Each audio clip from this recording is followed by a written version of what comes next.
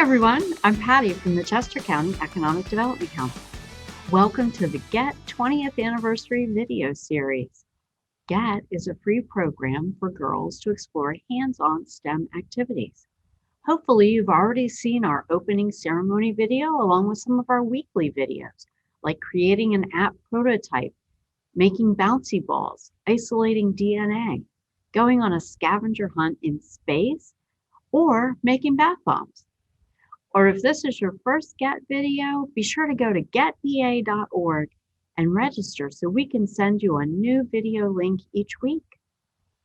Today's video features QVC, one of our premier sponsors. Ashley, let's go ahead and get started.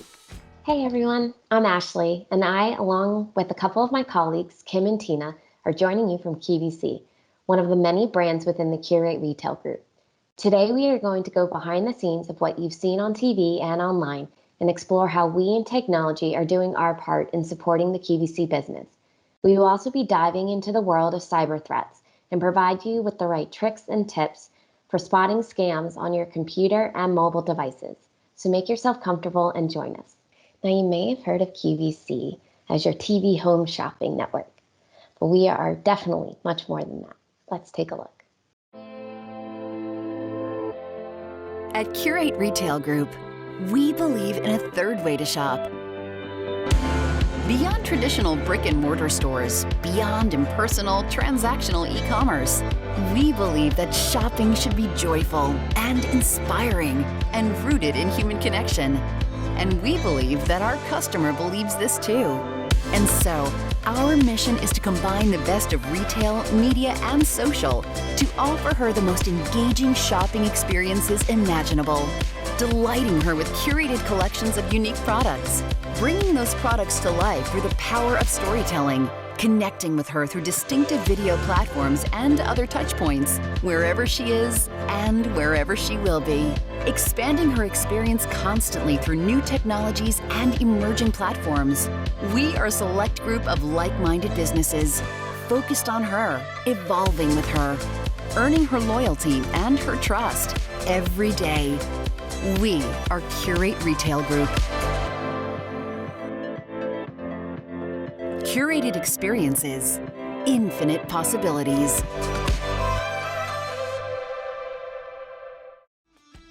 Create this third way to shop and combine the best of retail, media, and social for our customers. QVC depends on technology. Led by our Chief Information Officer, Karen Esborn, QVC offers an assortment of IT paths, ranging from operations and engineering to architecture and information security. I personally am a leader within the information security space, focusing my efforts on identifying risks to the organization and establishing a program which helps us quantify those risks in terms of dollars to help drive our business decisions. Looking back, I have always had an appreciation for both math and science, as they were my strongest subjects growing up. In college, I chose to go the math route and major in accounting. However, it was my classes in information systems that really intrigued me. So much so that, in fact, when it came time for me to choose my first job out of college, I actually chose a role within IT advisory. Taking this leap into IT and learning how systems integrate with each other eventually brought me to QVC and where I am today. Over my 7 years here at QVC, I have held compliance roles within IT audit and internal controls, and am now a proud member of the cybersecurity team. I have found that having the flexibility and opportunities to not only learn, but also transition into other areas of IT is one of the biggest advantages a great company can offer, and QVC is one of those companies. Also with me today are two of my colleagues, Kim and Tina. Let's hear their stories. Take it away, Kim. Thanks, Ashley. Hi, my name's Kim McCrae. I'm a manager in the platform engineering area of IT. I've been with QVC for 8 years and lead a team of database administrators to ensure that QVC's data is secure and highly available. We're also working on a project to move QVC's databases to the cloud. How did I choose a career in STEM? I was always interested in science as a child. On the first day of school in the 8th grade, I came home and made the mistake of telling my mother that math was going to be easy this year because I had flipped through the book and already knew most of the material. We were in the guidance counselor's office first thing the next day, and I was transferred into the advanced math class. Fortunately, it all worked out. Math appealed to me because it was very logical and the teachers made it interesting. In college, I continued to study math and received a Bachelor of Science in Mathematics with a minor in Computer Science. One of my professors often said, "I'm not here to teach you math. I'm here to teach you how to think and solve problems." This is very true. Since then, I have been able to apply those skills to a variety of industries, including defense, pharmaceutical, healthcare, and retail. Now, I'd like to introduce you to Tina Ranafavi. Thanks, Kim. Hi, everyone. As Kim mentioned, I'm Tina, and I'm the Director of Database Platforms here at QVC. I love hearing stories like Ashley's and Kim's about how they got into technology, and I'll share mine too. For me, I think it started when I was in 6th grade. Like Kim and Ashley, I was also really good at math, and I was on a competitive math team. At the time, computers weren't in every home and school the way they are now. And my math team won a state competition, and the prize was a set of computers for my school, and we set up a computer lab with them. I felt sort of responsible for getting these computers into my school, and I really loved working on them every chance I could get. So I started learning to code and really got into playing video games. I still do. And then I started writing my own video games, and I really just wanted to be a game developer. And as I went through high school, I loved being the one that everyone went to for computer help.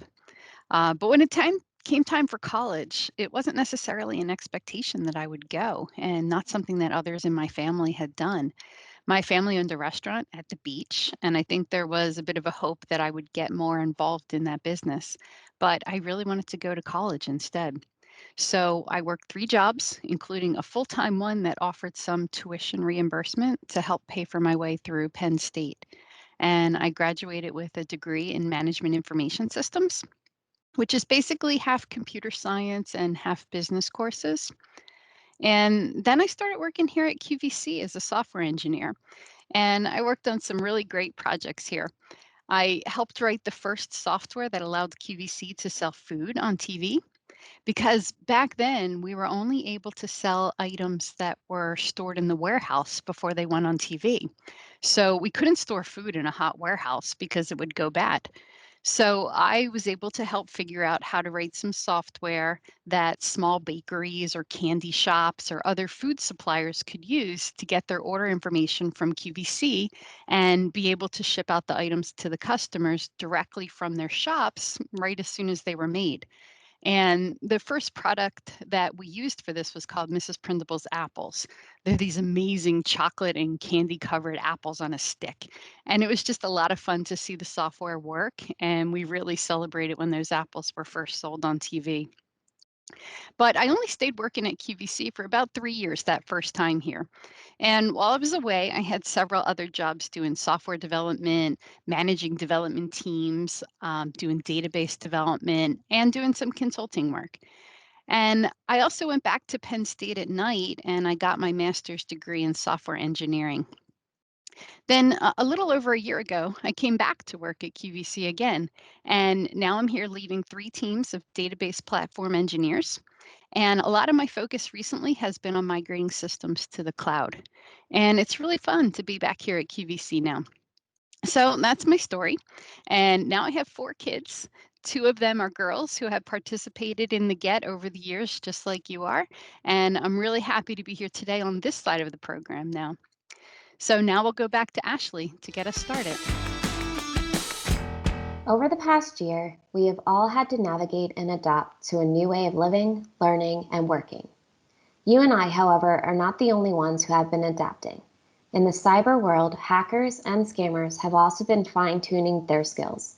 So for our remaining time together, my team and I are going to arm you with the knowledge to defend against one of the most prevalent threats our society is being exposed to every day, and that is phishing. Now you may be thinking to yourself, Did she just say fishing, as in grab your boat, a pole, and bait, let's catch some dinner? I did, but that's not the type of fishing I was referring to. Phishing is a method of social engineering that criminals, those hackers and scammers I mentioned earlier, use to obtain sensitive information such as your credentials, so your username and password, social security number, medical records, or even your bank details, and leverage that information for their advantage. Typically, phishing comes in the form of an email. However, other forms of phishing can come to you in a text message, a pop-up on your browser, or through advertisements on social media platforms such as Facebook or Instagram. These emails, texts, advertisements, whatever form they take, are made to misdirect you and I and encourage us to act without thinking what we're doing is wrong. So for example, you receive an email and before you know it, you either click the link embedded in the email or you're opening the attachment that was included. By doing either of these things, you have taken the bait. From a corporate standpoint, approximately 25% of top data breaches stemmed from a phishing social attack over the past year in 2020. It was also estimated by professionals that the financial impact of a data breach can be upwards from $500,000 to over $10 million. There was also noted to be a spike in scams targeting our work from home employees, including payroll diversions and fraudulent alerts from our communication platforms, as well as swindles from companies with which we've placed orders. So how are we as a technology organization within the retail space protecting ourselves against the threats knocking on our door? Well, spearheaded by my data protection and privacy colleagues within cybersecurity, we not only dedicate a month to cybersecurity awareness and perform annual training on the topic, but we routinely challenge all of our employees with phishing campaigns throughout the year. These exercises promote us all to think before we act when receiving a suspicious message. By staying diligent and aware, we help protect our organization from falling victim to these types of attacks. So instead of just talking about phishing, let's arm you with some tips and tricks so you outsmart the fish in your world. Here are some things to keep in mind when detecting a phishing email. Be mindful if you don't trust the display name of who the email is from. Check for spelling errors. Consider the salutation. Who is the email addressed to? Is the email asking you for personal information? Always check the email signature. Look, but never click. Be careful with attachments. If you have physical addresses within the email, don't be afraid to look them up. And don't believe everything you see. Now let's take an example to walk through together. We have here an email from Sammy's Club telling us that they have a surprise waiting for us. At first glance, we open the email because who doesn't love surprises?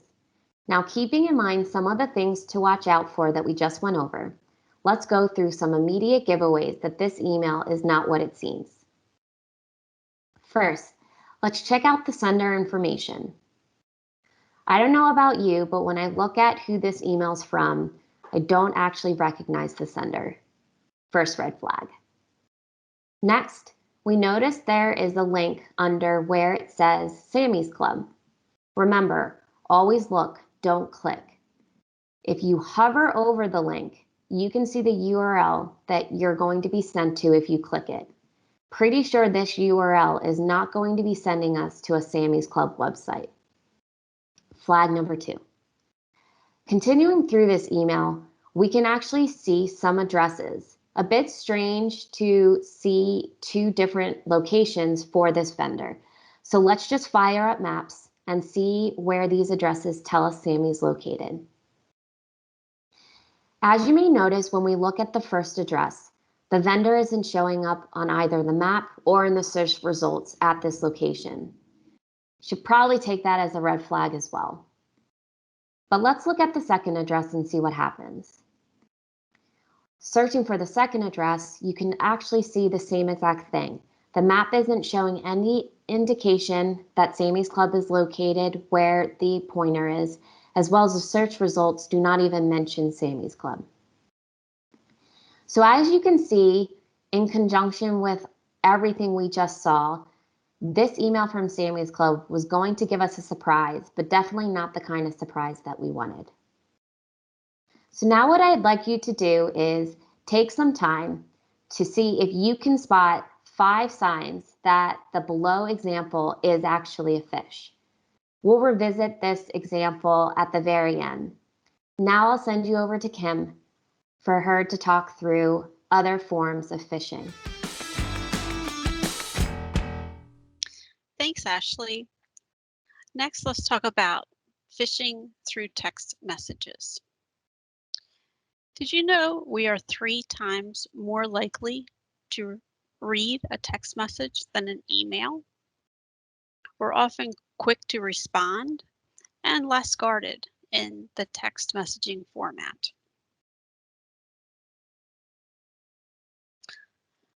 Some of the common ways people might reach out to us for text message phishing scams are to offer us a free gift card, say that our information is stolen, they're trying to deliver a package, and our account's locked. We need to reactivate it. Let's go through some examples. This first set of examples is about more business style of phishing, where someone might be trying to offer us a $50 gift card for taking a survey. This sounds too good to be true. The next one is a social media account was locked due to suspicious activity. Click here to unlock your account. Do not click that link. Double check the account using your app or by going to another device and checking the website. If your account is indeed locked, follow the procedures on your social media website rather than clicking on the link. If someone is trying to deliver a package to you, they should already know your address and should not be asking for the correct address. Contact the customer support at the company where you ordered the product to verify if there's any issue in delivering the package. In the friend or more the social phishing attack, this young lady is receiving a text message from Zoe who claims that she received a new phone. So this explains why it might look a little different and not show up in our contact list. Zoe is asking to hang out on Saturday and wants to know what is her favorite food. She replies and says that she loves pizza. Another friend thinks that she might be a distant cousin. What's your mom's maiden name? We know that questions like this are often used as the secret questions on many websites. Be very cautious when providing this type of information. This young lady is reaching out to Zoe on the phone using the contact number that she has stored in her address list, finds out that indeed it is a phishing scam and she's going to block this number. Protecting yourself from the phishing scams through text messaging is very similar to what Ashley has already mentioned. Think before you click. Never share your personal information. Block the number or the contact if you think this is a phishing scam. Be aware, be vigilant, be careful, be smart. Next, Tina will continue walking us through some more phishing examples. Thanks again, Kim. So, as I mentioned, I have 4 kids between the ages of 11 and 18. And one of the things that they love to do, especially my 2 girls, is to shop. And they often come to me with an ad that came to them on Instagram for something that looks really great. And of course, they want to buy it. There's a lot of artificial intelligence behind the ads that are presented to you on social media. And there's a whole really fascinating science behind this called data science. And it's intended to understand your habits on social media and present you ads for items that you would like to buy. And they're really good. But not all of these ads are legit. And that's what I want to talk to you about today. So the other day, my daughter was scrolling through Instagram and got an ad for a really cute necklace that she loved, and it was only $5.99. Well, she wanted this necklace and she brought it to me to purchase for her. So, in this case, we were successful at the first step. She brought it to me to research before she did anything. So, the next thing we needed to do together was to determine whether or not this was a legit website that was selling this jewelry for just $5.99. I'm already feeling suspicious because it's so cheap. Could be too good to be true because there's many scam sites out there. So let's look at some examples. Here's an example of a similar looking ad on Instagram, and it's that really cute necklace set. And today only $5.99. My daughter was really intrigued. She thought, well, she has $6 to spend, and this looks like exactly what she wants. So when we clicked on the Shop Now link to take a look at it, it took us to a really suspicious looking website. So here's a screenshot of a similar website. So can you spot some of the things that look a little off about this website? The first thing we noticed is that the address is kind of really strange looking. It doesn't have a real name and it doesn't have the padlock showing that it's a secure site. Usually you'll see that little padlock before the the website address. And as I looked through the shop a little more, there were different products. I wanted to see the different types of products that they were selling, but there really wasn't much there beside that original necklace that drew us in. I didn't see any kind of contact information about where the company was located or how to connect with customer support. And we couldn't find any return policy either. The prices were just too good to be true. And it also wasn't a very professional looking website. So these were a lot of the initial warnings that this might not be a safe site to buy from. So before you go and buy, let's talk about the steps that you can go through to help determine if a website is legitimate or if it's a scam. I wanted to talk to you for a minute about the Better Business Bureau. This is an organization that helps protect us against scam businesses. And a big part of what they do is to track online retail sites. They collect and report on businesses that don't treat customers right or that aren't actually legitimate businesses in the first place. And they have a really great website where you can do research on a retailer to find out if a site is legitimate or if it's a scam. And it's called the BBB Scam Tracker. And I recommend that you and your parents use this together to look up a retailer that you might want to make a purchase from. Here's what that looks like. Now, as you look at this, since we're talking about ads from Instagram, you can do a keyword search for the phrase Instagram to filter down this list to just scams reported by Instagram. If you know the name of the company that you want to buy from, you can also enter that name in the search bar and you can see if anybody has reported problems specifically with that retailer. And so as we do a search here for the word Instagram, it'll take you to any of the results that it finds that contain that keyword. And again, you could do this also for a specific retailer that you wanted to search for. And you'll see some of the different types of complaints and the amount of money that a person lost from shopping on that website.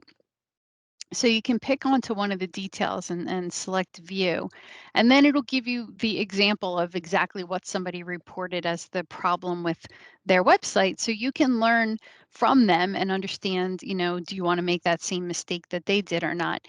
So as I was reading through these, I saw some pretty interesting things. I saw a complaint from somebody who spent $400 on a really rare pair of sneakers and then just never received them. Someone else who tried to buy something called a luxury reclining camping chair, and instead they got a child-sized wooden stool. And there's just many examples of types of scams that some fake retailers will do to try and get your money. So, what can you do about all of this? The Better Business Bureau offers these tips for online shopping. Know the advertiser. So some of the best deals are only available online, but you really have to be careful because it's easy for a fake site to pretend to be a legitimate retailer site. So make sure that you're shopping with the legitimate site. And make sure that the contact information is there so that you really know who you're dealing with. Um, Check the site's security settings. So if a site is secure, in the web address, you should see HTTPS. The S means secure. And you should also see a little lock. And most of your browsers will put a little not secure message up there if it doesn't have that. So you want to be careful about shopping on a not secure site. Be a savvy shopper. When you're shopping online, make sure you take the time and read the fine print before submitting your order. Look for the return policy. Sometimes you can return things for a full refund. Other times you have to pay fees for it. And sometimes you can't return them at all. So just make sure you know that before you buy. Protect your personal information. So every legitimate site should have a privacy policy, and you should understand what information they're collecting from you and what they're going to do with that information. And if a site doesn't have a privacy policy, that's probably a red flag that it might be a scam. Think before you click. So, like Ashley talked about earlier, be really cautious about emails that are soliciting information from you or ads on social media sites, like we talked about with some of the Instagram type of ads. Many sketchy retailers will advertise really great deals on trendy clothing or accessories, but they really aren't going to be what they seem. Be aware of too good to be true deals. So, offers on websites and emails might offer free or really low prices on items. Um, there may be hidden costs. You may have really high shipping costs to make up for a really low purchase price. So, you just have to look for that and read the fine print. Beware of phishing. So, Ashley talked to you all about the phishing one. So, we can skip right through that because I know you're all experts on that already.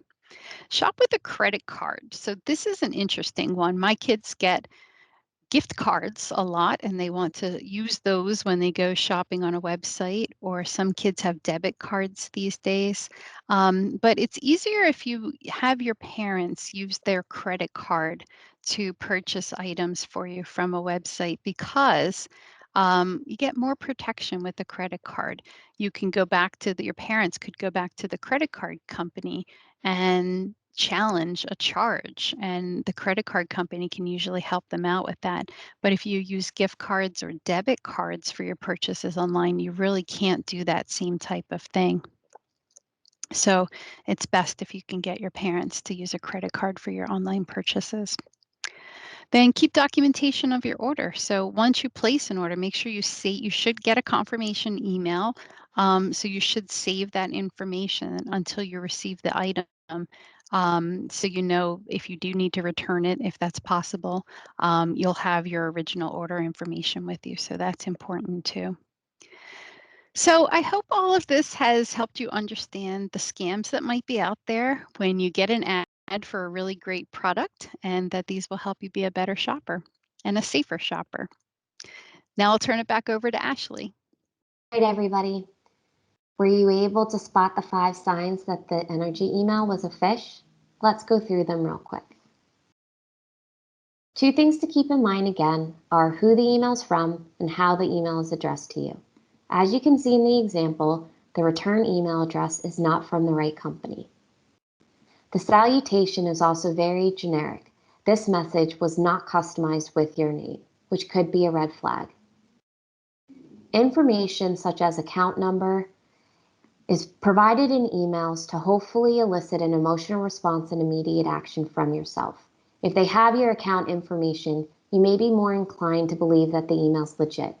Verify the information to determine the legitimacy of the email. This email, like other examples, has a link. Remember, when it comes to links, always look, but never click. Use the trick we provided, which is hover over the link to verify where the URL would take you if you were to click it. Usually you can tell if something's suspicious based on the link. Lastly, beware of urgency. This type of threat is used to encourage you to act immediately without thinking. One of the other most common signs of phishing are very obvious spelling errors. As you can see right here, not quite sure what a late patent is. So in summary, what should you remember in order to keep you safer and avoid the hook? Think before you click. When in doubt, throw it out. Don't be afraid to delete an email if you find a suspicious link or attachment within it. Never share personal information. Keep your details private. Your username and password, your bank information, that's information for you and for you alone. When you receive an email from a company, don't be afraid to go to a browser and research the website or the phone number affiliated with that company to determine the legitimacy of the email being sent. Be aware, be vigilant, be careful, and be smart. And always remember to spread the word. You yourself can become and be a security advocate. If you would like to continue to test your phishing IQ, please help yourself to the additional links which offer free quizzes and examples you may see come across your inbox. On behalf of Kim and Tina, thank you for allowing us to share your time today. Wow, that was pretty cool. Thank you for joining us today, and thank you to QVC, all of our sponsors, and all women in STEM. Remember, we have over 25 videos and live streams, and a new one launches each week. If you haven't already registered, go to getpa.org so we can send you the weekly video link. See you at the next GET video.